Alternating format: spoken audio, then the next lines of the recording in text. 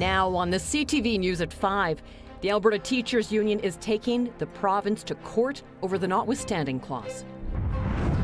Plus, the Premier voices concerns how the province's recall legislation is being used. And the locals kind of call it the jewel of Fort Macleod. Raising the curtain on the Empress Theater renos. Telling your stories. CTV News Lethbridge with Jackie Scantlebury. Good afternoon. We're glad you could join us. The Alberta Teachers Association is launching a legal challenge against the province for using the notwithstanding clause to force striking teachers back into the classroom. The ATA calls the use of Bill 2 an abuse of power. The ATA says the Back to School Act deprives teachers of their right to engage in strike action. The challenge includes an injunction to pause Bill 2 while the case is heard. 1 month ago, 50,000 Alberta teachers began their 3-week historic strike after rejecting a deal in September. It included a 12% salary increase over 4 years, hiring 3,000 teachers, and market adjustment of up to 17% for most teachers. Last Monday, the province passed the Back to School Act using the notwithstanding clause. After returning to classrooms, thousands of students walked out across the province to support teachers being forced back to work. ATA President Jason Schilling says Bill 2 was used to win an argument, not to protect children. Our message to the government is simple. You may silence teachers in the legislature with Bill 2, but you cannot silence them in the courts. Our message to Albertans is equally clear. This fight belongs to you too. Because if the government can do this to teachers today, it can do it to nurses, to paramedics, to tradespeople, to anyone tomorrow. The rights that we defend are your rights, and we will defend them with everything we have. CTV has reached out to the province about the legal action but did not hear back by deadline. Now, former Prime Minister Jean Chrétien says Canada's premiers are too quick to use the notwithstanding clause for, quote, marginal reasons, and believes they've lost sight of its original purpose. Chrétien was the Justice Minister who negotiated the clause's inclusion in the Charter of Rights and Freedoms in 1981. He says the provision was designed for legislatures to step in and override certain portions of the Charter for up to 5 years when a court ruling went too far. At an event in Toronto last night, Chrétien said provinces are using the notwithstanding clause for anything, and that worries him very much. Most recently, of course, Alberta used the clause to force striking teachers here back to work. The Supreme Court of Canada has decided to hear appeals challenging Saskatchewan's school pronoun law. The law was challenged by the Regina organization You Are Pride. It prevents children under 16 from changing their names or pronouns at school without a parent's consent. Saskatchewan invoked the notwithstanding clause in passing it. No date has yet been set for the hearing. Alberta's premier says that she is concerned about how the province's recall legislation is being used. I don't believe that the recall petitions have been entered to in good faith. That being said, Mr. Speaker, there is no legislation on the table at the moment to make any changes. So the members are going to wait and see if any of these petitions end up getting the number of signatures, and then we'll deal with it at that time. The Premier says recall legislation shouldn't be used to topple a government. That's what elections are for. 2 recall petitions have been given the green light so far. One targets the Education Minister. The other is for Airdrie MLA Angela Pitt. Applicants have 3 months to collect the required signatures. No charges will be laid against 3 Lethbridge police officers who were surveilling former Lethbridge West MLA Shannon Phillips. Alberta's police watchdog said while the officers likely committed a crime, there isn't a possible chance of conviction. Quinn Keenan has more.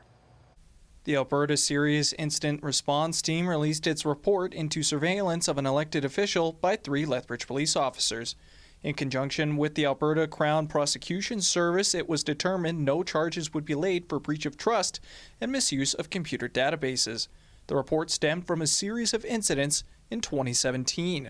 Then NDP Environment Minister Shannon Phillips was in a local restaurant discussing a proposed park with a constituent. She was overheard by Lethbridge police officer and all-terrain enthusiast Keon Warnock. Worried this would impact his hobby, he posted pictures of the meeting on Facebook under a fake name. Calgary police were later called in to investigate and found Warnock had conducted an unauthorized database search on Phillips. So did 2 other officers. But only Warnock and Officer Jason Carrier were convicted under the Police Act. The other officer retired and could no longer be captured by the act. But ACERT carried on with its investigation. Its report released on Thursday found some of the searches on Phillips were lawful, but others were not, saying there were reasonable grounds to believe that the criminal offenses of unauthorized use of computer and breach of trust were committed. In December 2023, the Crown recommended no charges be laid. Now, almost 2 years later, ACERT agreed with prosecutors. Shannon Phillips sent CTV a statement following ACERT's final report. The former MLA said, "It is appalling that Alberta Crown Prosecution Service continues to allow police to get away with misuse of databases, a practice that is not tolerated in any other regulated profession. It is shockingly common and will remain so for as long as there are no consequences." CTV News reached out to LPS, which declined any additional comment. Quinn Keenan, CTV News, Lethbridge.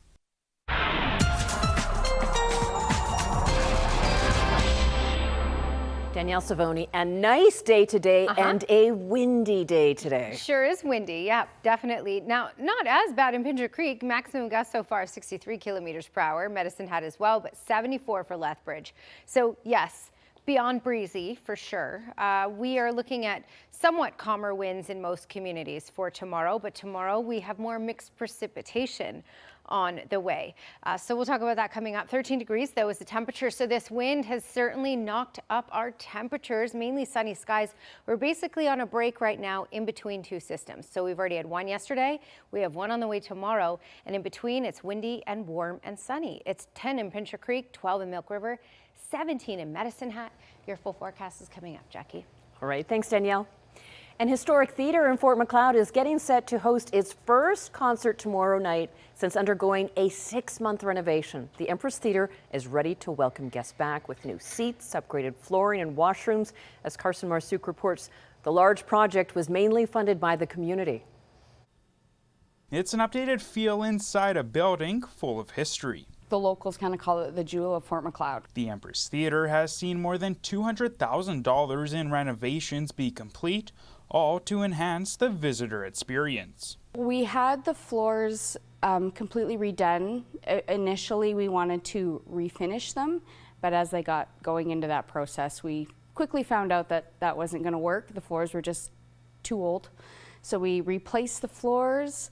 The seat frames are the same, but we did recushion them, respring them. They got new fabric on them. The theater also saw new carpets installed, renovated bathrooms, and fresh paint to breathe new life into space. It was built in 1912, so it's gone through a few minor changes throughout the years, but it was just time. When it first opened, the Empress served as an opera house before transitioning into a movie theater. Today, this space can seat about 270 people and is used for movies, concerts, parties, and more.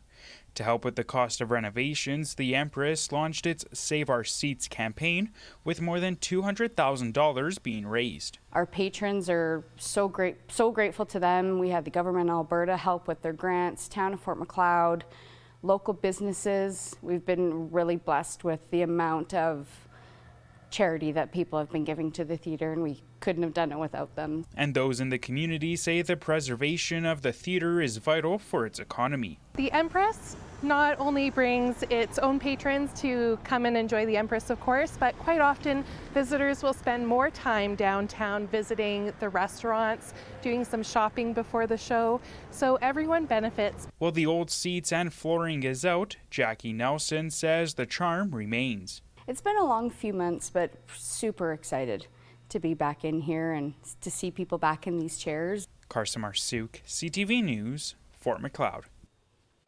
The Empress Theater will host Madison Violet, a Canadian Juno-nominated female musical duo, tomorrow night. A full list of upcoming events can be found at McLeodEmpress.com. The Lethbridge Salute Our Veterans Banner Project has received a significant donation. Southland Trailer donated $5,000 today to help grow the program. The annual project recognizes the men and women who served in our country. Began in 2022 by the Royal Canadian Legion General Stewart Branch No. 4 and the Royal Canadian Air Association. 179 banners are currently displayed across the city. Southland was the first corporate sponsor to help the program, donating a total of $20,000. There's definitely fundamentals that the Legion has brought to me, and I want to make sure that that keeps continuing to my kids and future generations, right? So anything that we can do to kind of keep this alive and keep the veterans, lest we forget. We have to put the banners up and take the banners down every year, and that's a significant cost. We're just about $10,000 a year now to put them up and down. So we need to raise money each and every year to be able to facilitate putting the banners up and taking them down. To apply for a banner next year or learn about the stories of those displayed, you can visit lethbridgeveteransbanners.ca. The Allied Arts Council of Lethbridge is bringing back its Christmas at Casa event. It's the 13th year the AAC has hosted the event. A Christmas market will feature handcrafted works from 60 local artists and artisans. It also features music, live arts demonstrations, and visits with Santa. The event is free, but donations of non-perishable food items are being accepted for the Interfaith Food Bank. Christmas at Casa is set for November 14th and 15th. Dozens of people gathered in Calgary last night to call on the province to step up environmental protections. The Coalition for Responsible Energy wants the Alberta government to take proper action to address growing costs of abandoned oil and gas wells. The group says a proposed plan could see industry let off the hook of paying for the cleanup of thousands of abandoned wells. They also oppose the province's pitch to replace the coal moratorium in the Rockies. The cleanup cost issue, we want to show people that it's ridiculous that the government is saying that essentially they don't have money to fund teachers or education. Teachers were just forced back to work, but they are proposing to essentially make taxpayers foot the bill for oil and gas companies' cleanup costs. Last night's event was organized by the Coalition for Responsible Energy, but also included speakers from other environmental and landowner rights groups. Farm Management Canada and the Agriculture Financial Services Corporation have formed a partnership. They are offering courses on farming operations and management to help provide the necessary skills for running a farm and also for handing down a farm to the next generation. Topics covered include financial fluency, risk management, assessment, and business boot camp, which is designed to help farmers develop their own business plan for success. The owners of an Ontario hobby farm have seen their herd double in a single day after one of their cows gave birth to quadruplet calves, which already have names. Eeny, meeny, miny, mo. These are four little guys and very healthy. The calves were born in Kingsville, Ontario, and are all doing well, each weighing between 20 and 30 pounds. Now, the odds of 4 healthy quadruplets is about 1 in 11 million. Danielle is back with a 5-day forecast in 2 minutes. Plus, Alberta's toxic drug crisis isn't just taking lives. Healthcare experts say it's taking a toll on those trying to save them. We've got that story next.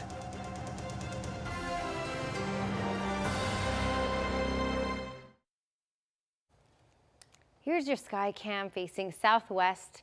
What a calm, nice shot. Let's just take a second and enjoy it. This shot will look different at this time tomorrow because this time tomorrow, there will be more cloud cover. We're still looking at strong winds in some communities and mixed precipitation. Freezing rain is possible as well. 14 degrees was the high in Calgary today. So yes, we got the wind today all out of the west. So that Chinook set up and that bumped up our temperatures, as you can see. Just 1 as a high in Edmonton, thanks to Chinook winds, 14 in Calgary, and overlooking everywhere, double digits in Lethbridge, Milk River, and Brooks at 11. Medicine Hat is at 14 at the moment, and Drumheller 8, Calgary 10.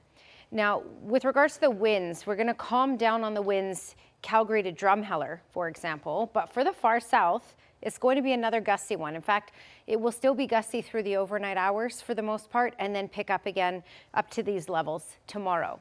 So 70 kilometer per hour gusts certainly possible. Crowsnest Pass, Pincher Creek over to Lethbridge, and around that 60, even 70 mark is possible in Medicine Hat tomorrow.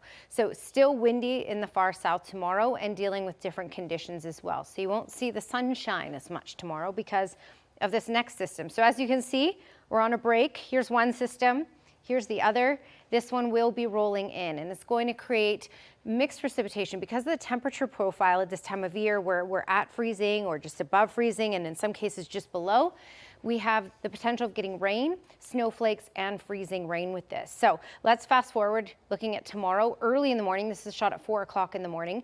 We have the potential of freezing rain down Highway 2, down to Lethbridge area, and even along the Trans-Canada is possible. It will be short-lived, but as it tracks further off to the east towards Medicine Hat, it will actually pick up some steam, get a little heavier with regards to the precipitation.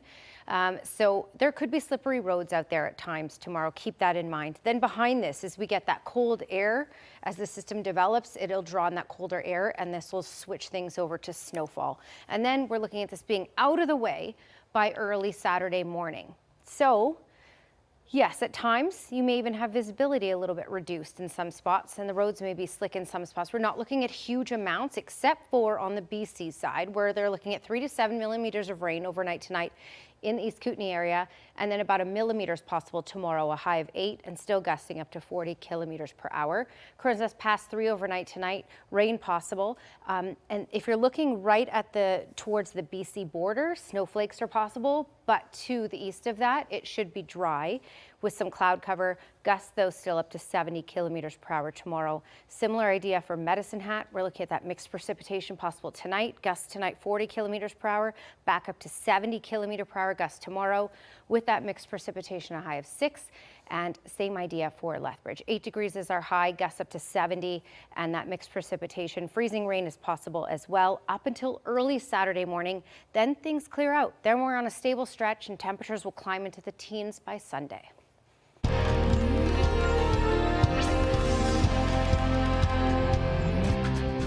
A new study released this morning found many of Alberta's frontline health workers feel they don't have the means to keep up with opioid emergencies. The study conducted by the Parkland Institute surveyed paramedics, nurses, and doctors. Health professionals reported burnout, stress, and safety concerns because of drug use among patients. The study's author says more harm reduction resources and better workplace supports are urgently needed.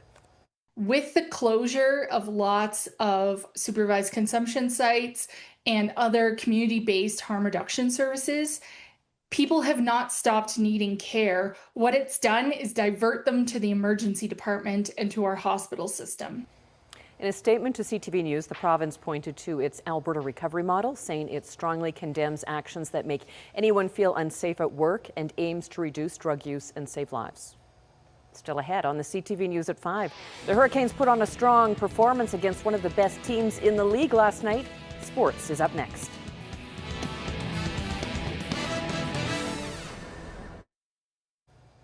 The Lethbridge Hurricanes were looking to grow their one-game win streak last night as they hosted the Prince Albert Raiders. Here's Kostick into the middle. He fires, he scores! The Raiders' Jackson Kostick, second of the year early in the second period, stood up as the game winner as the Prince Albert Raiders edged the Lethbridge Hurricanes 2-1. The Raiders are on an absolute fire trip right now. They've gotten points in their last 14 games, including 11 wins. Here's Trickford moving in with a shot, missed it, Ovechkin, In NHL action, Alexander Ovechkin hit yet another milestone. That was goal 900 for Ovechkin. The NHL's all-time leading goal scorer reached the milestone in a 6-1 win over the Blues. Ovechkin broke Wayne Gretzky's goal-scoring record back in April. Hockey season is underway across the country, and a league in Ottawa is making sure everyone has the chance to play. CTV's Josh Morano has more on the Power Wheelchair Hockey League.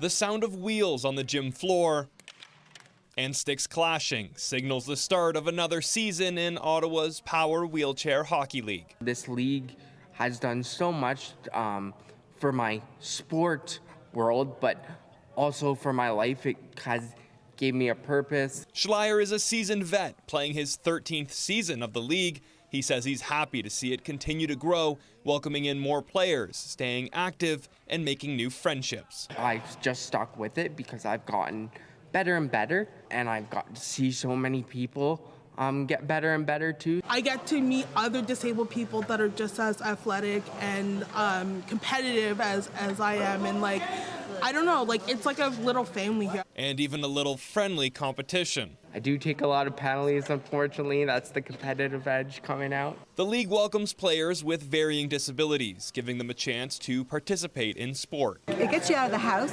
and when you have something to do, and it's a sport that, like I said, everybody loves. Run entirely by volunteers, the league has grown steadily over the years and is one of the largest of its kind in Canada. We have 4 teams that'll play each other every Sunday.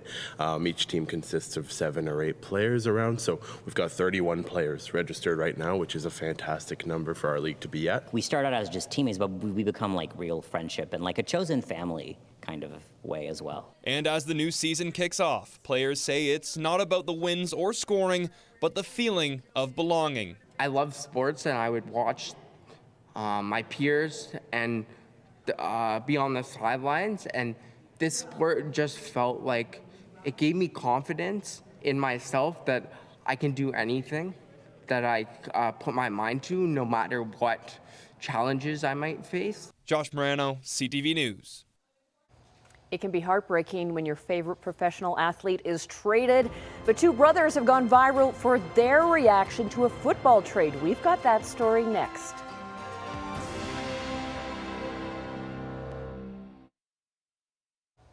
Sometimes being a sports fan can mean going through serious heartbreak. And that is exactly the case for 2 young brothers having trouble digesting news about their favorite football player. But as ABC's Sam Champion reports, maybe a very special gift will help. Not everyone was happy to find out that star cornerback Sauce Gardner had been traded from the Jets earlier this week. The Jets traded Sauce today. To where? To where? No, it's okay. It's okay, I'll get you a different one. He went to Indianapolis, and they also traded... 9-year-old Trey and his brother, 7-year-old Bryce, distraught after learning their favorite NFL player would be heading to Indianapolis to play for the Colts. So what do? You can't give up on your favorite player. Guess what? The video going viral, racking up over 6.3 million views on TikTok. Okay. And among those millions was Sauce Gardner himself, who sent a special message welcoming his fans to their new team. Bryce, Trey, just want to say I appreciate y'all for the support. With that being said, I'm going to be giving y'all 2 of my first coach jerseys. And this morning, the brothers are speaking to GMA about how it feels to trade in the green and white for the blue and white. It's like the Jets now, I like the Colts. I'm still a Jets fan. I don't give up on the Jets. But will these superfans ever see Sauce play in person again? If my dad wants to take Bryce to a Colts game. And Trey and Bryce have a special message for Sauce. Thank you for being part of the Jets. You did great. You're my favorite player, and I love you so much. Thank you for sharing this time with us. Now here's the early edition of the CTV National News.